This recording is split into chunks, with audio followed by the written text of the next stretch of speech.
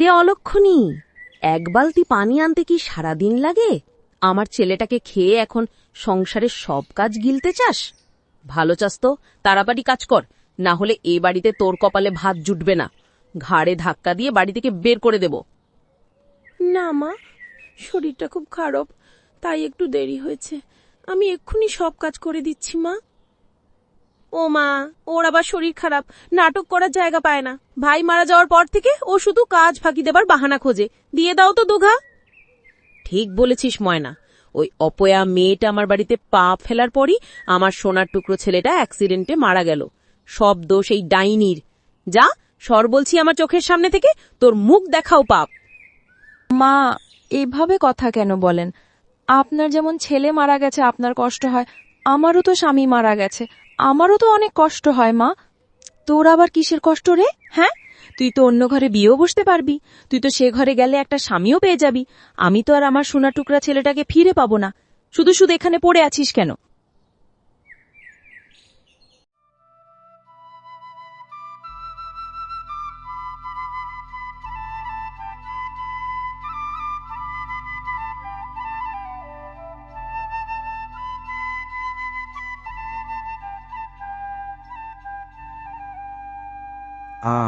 শেফালি বুবু মেয়েটাকে আর বাঁচতে দিল না। সকাল থেকে রাত পর্যন্ত রূপা খাটুনি খাটে, তাও শাশুড়ির মন পায় না। মানুষ হয়ে মানুষের সাথে কেউ এই আচরণ করে? একজন বিধবার সাথে এই আচরণ আল্লাহ সহ্য করবে না। খুবই অন্যায় হচ্ছে। ছেলে মারা গেছে সেটা তো আল্লাহর হাতে, এতে ওই অবুঝ মেয়েটার কি দোষ? ও তো নিজেই স্বামী হারিয়ে বিধবা হয়ে দুনিয়ার অসহায় হয়ে গেছে। শেফালি ভাবি এটা কেন বোঝে না? গ্রামের সবাই আমরা কত করে বোঝালাম, কিন্তু শেফালি আর ময়নার কানে কোনো কথাই ঢোকে না। মেয়েটার কপালে অনেক দুঃখ আছে।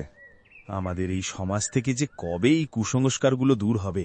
না, গ্রামবাসীদের কিছু একটা করতে হবে। ওদের হাত থেকে মেয়েটাকে বাঁচাতে হবে, আর এটা বেশি দিন চলতে দেওয়া যায় না। কি বলো রহিম ভাই? তুমি ঠিক বলেছ রহমত ভাই, সবাই মিলে মেয়েটাকে বাঁচাতে হবে, আমাদেরই কিছু একটা করতে হবে। তারপরেও রহিম ভাই, মেয়েটার নাকি বাবা মা নাই, মেয়েটা যাবেই বা কোথায়? কি বলো রহমত ভাই, তাই নাকি? তাহলে তো মেয়েটা জন্মের দুঃখী, ওর পাশে আমাদের দাঁড়াতেই হবে।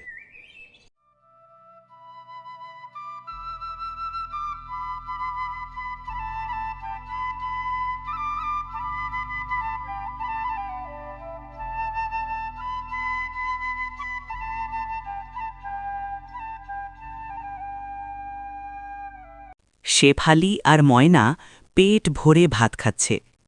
প্লেটে মাছ ও সবজি। রূপা এক কোণে দাঁড়িয়ে আছে।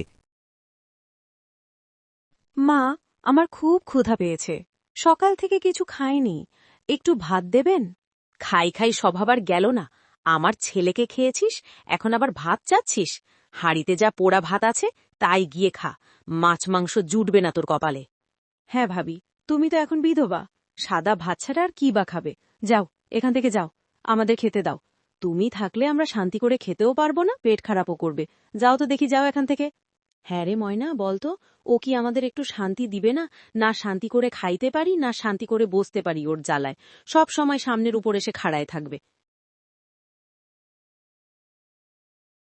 রূপা কান্না চেপে সেখান থেকে চলে যায় আর রান্নাঘরে গিয়ে খালি প্লেট নিয়ে বসে থাকে। তার চোখ দিয়ে অঝরে পানি পড়ে।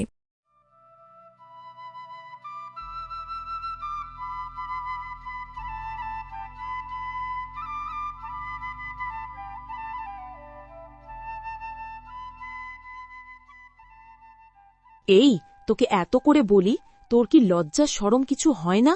তুই এ বাড়ি থেকে দূর হতে পারিস না? আমি কোথায় যে থাকব? আমার তো মা বাবা কেউ নেচে নেই, তাহলে আমি কার কাছে থাকব? তাছাড়া মা, আমি এ বাড়ি ছেড়ে যেতেও চাই না। এখানে আমার স্বামীর স্মৃতি আছে, এটা নিয়েই আমার জীবন কাটিয়ে দিতে চাই। মা, দেখেছ ওর কত বড় সাহস হয়েছে, তোমার মুখে মুখে তর্ক করছে? তাই তো দেখছি, ওর সাহসের মাত্রা দিন দিন বেড়েই চলেছে। আর তোর স্বামীর ভিটা মানে? যেখানে তোর স্বামীই নাই সেখানে তোর আবার কিসের অধিকার? তোর যে চুলোয় যে মরতে মন চায়, সে চুলোয় যা মর্গা। মা, এ বাড়িতে যেদিন প্রথম বিয়ে হয়ে এসেছি, আপনার ছেলে আমাকে বলেছিল আপনাকেও খুব ভালোবাসে।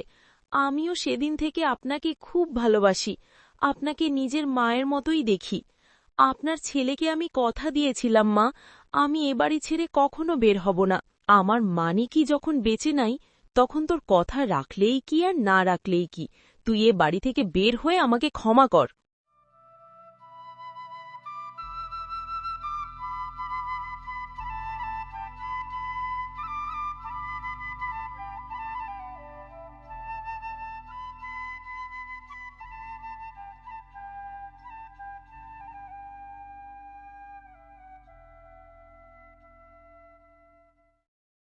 তুমি আমাকে একা রেখে কেন চলে গেলে?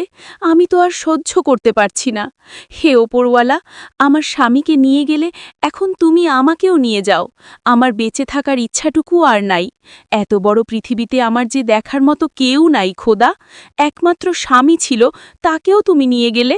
কোথায় যাব আমি? কার কাছে থাকব? বাবা মাও তো বেঁচে নাই।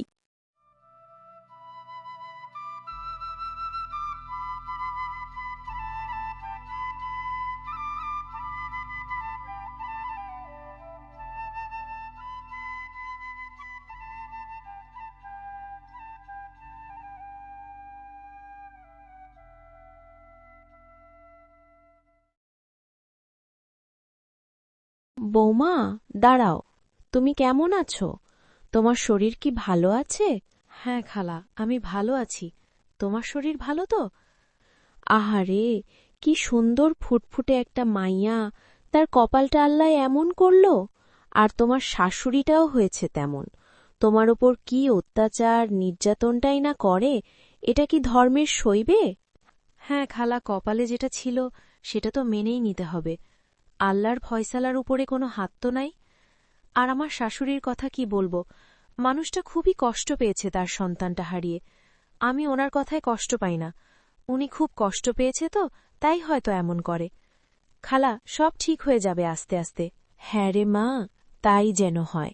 তোর শাশুড়ির ভুল যেন শাশুড়ি বুঝতে পারে। আচ্ছা মা, তুই বাড়ি যা, আমিও যাই। আচ্ছা খালা, যাও, সাবধানে যেও।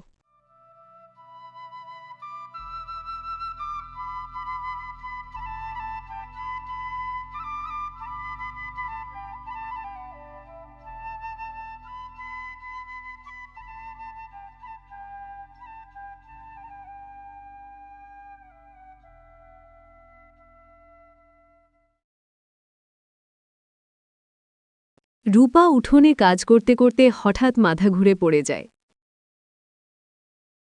এই দৃশ্য দেখে রাস্তা দিয়ে যাওয়া রহিম চাচা আর সুমি খালা দৌড়ে ভেতরে আসে। শেফালি আর ময়না নির্বিকার বসে থাকে।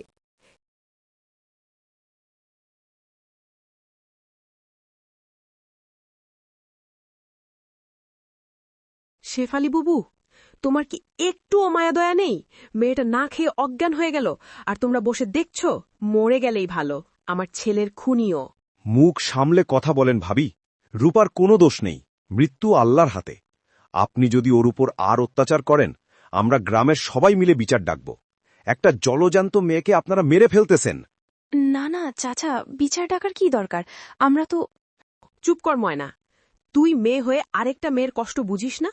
তোরও তো বিয়ে হবে, তোর সাথে এমন হলে কেমন লাগতো? তোরা এই বিধবা মেয়েটার সাথে যা শুরু করেছিস, কোনো মানুষ এমন করতে পারে না। তোমাদের কি খাইয়া দাইয়া কোনো কাজ নাই?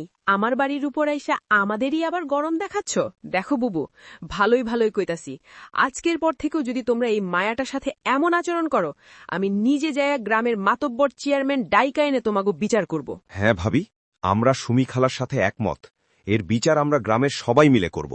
তোমাদের যেমন সম্মান দিয়ে এখন কথা বলছি, তখন কিন্তু এই সম্মানটুকু দিতে পারব না, এই আমি বলে গেলাম।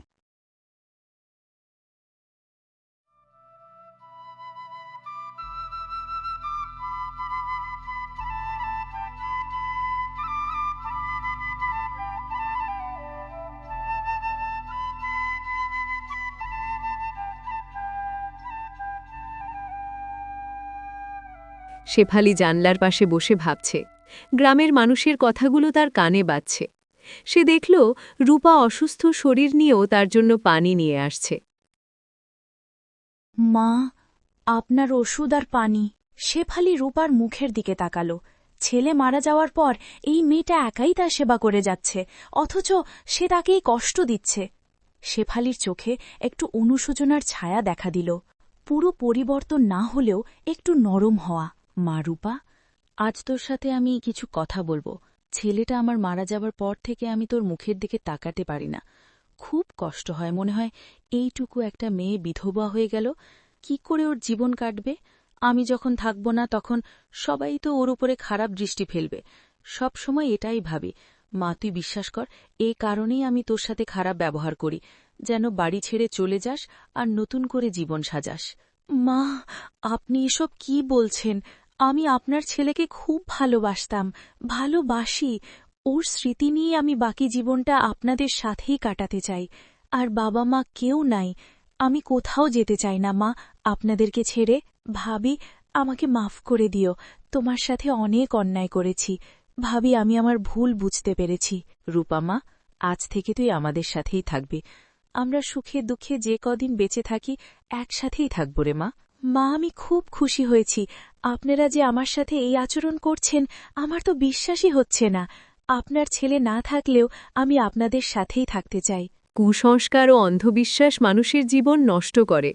বিধবা নারীরাও মানুষ, তাদেরও সম্মান ও ভালোবাসার অধিকার আছে।